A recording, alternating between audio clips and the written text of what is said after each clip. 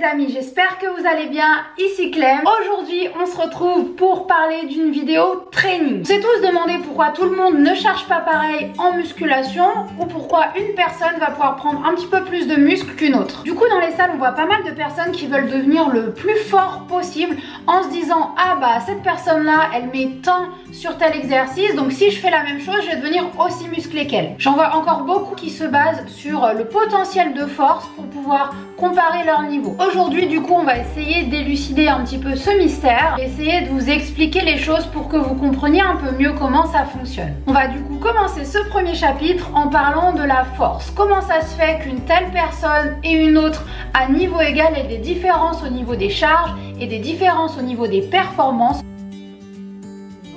Tout d'abord, il va vraiment être important de distinguer d'une part la force et d'une part le volume musculaire, qui sont des choses qui sont complètement différentes et qui ne sont pas toujours reliées entre elles. Je vais partir d'un point important, un constat que vous ne pouvez pas changer. Plus un muscle est volumineux, plus un muscle va être fort. Du coup, plus vous aurez des muscles volumineux, plus vous serez capable de générer de la force. Seulement, et c'est là où la génétique va entrer en jeu, vous pouvez très bien être très fort, avoir beaucoup de force, sans avoir du volume musculaire. Si vous voulez prendre du volume musculaire, il va pas falloir se contenter de soulever les charges les plus lourdes possibles. 1, 2, 3. En réalité, pour expliquer pourquoi d'une personne à une autre, les charges et les performances vont varier, cela va dépendre de plusieurs facteurs. Et pas seulement que le volume musculaire.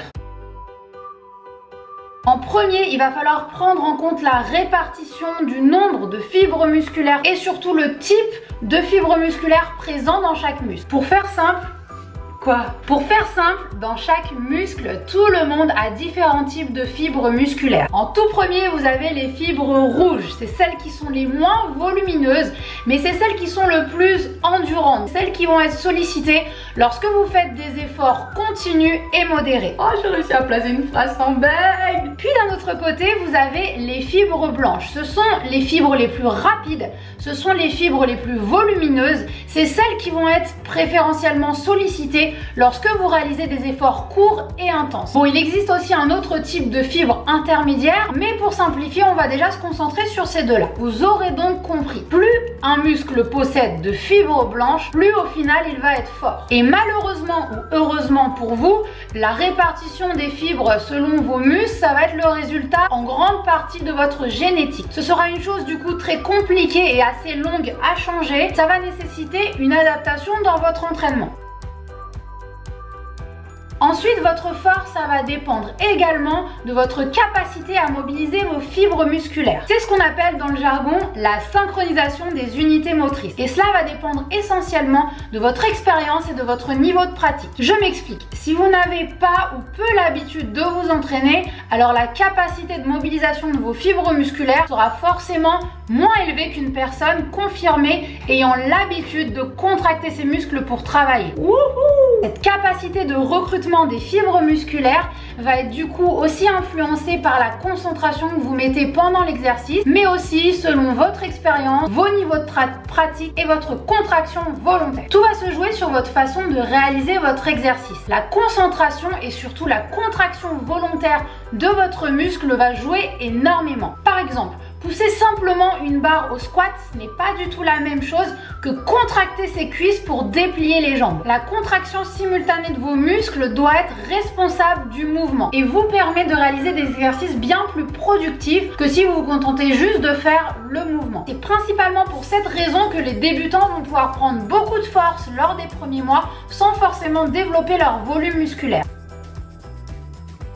D'autre part, et là je vais soulever un des points les plus importants, votre force dépendra aussi de votre morphotype et de vos insertions au niveau des muscles. C'est ce qu'on appelle les leviers. C'est ce qui peut rendre un exercice plus ou moins difficile à réaliser selon le morphotype que vous avez. Par exemple, une personne ayant des bras et des avant-bras assez longs aura un petit peu plus de facilité à réaliser un soulevé de terre qu'une personne ayant des bras courts. Quelqu'un ayant les bras plus courts devra en quelque sorte démarrer son mouvement plus bas et devra parcourir une plus longue distance pour se relever sur cet exercice. Cela lui demandera donc plus d'efforts, plus d'énergie à fournir pour soulever la même charge. On peut prendre du coup le même exemple en sens inverse avec les tractions ou le développé couché.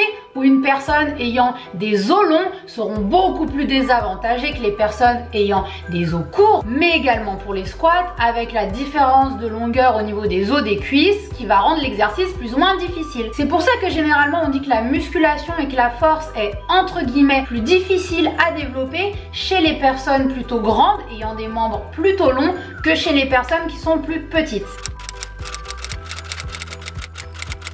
De même au niveau de vos insertions musculaires, plus votre tendon va être inséré loin sur l'articulation, plus votre muscle va générer une plus grande force. À savoir, la longueur de vos membres, la longueur de vos os et de vos insertions musculaires ne sont pas des choses que vous pouvez changer, ce sont des choses qui sont dues à votre génétique. Donc il va juste falloir adapter votre entraînement et trouver des moyens de progresser sans se blesser.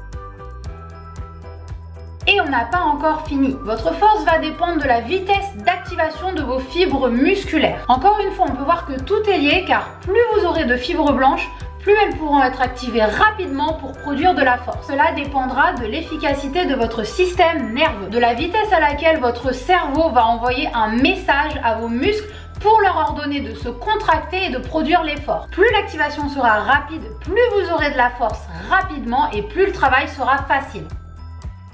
Pour soulever correctement une charge sur un exercice donné, il vous faut pouvoir contracter simultanément tous les muscles qui sont concernés. Bien entendu, il s'agit là d'un point que vous pouvez améliorer. Plus vous travaillerez sur le mouvement sur lequel vous avez envie de prendre de la force, plus vous aurez de facilité à coordonner les différents muscles qui interviennent.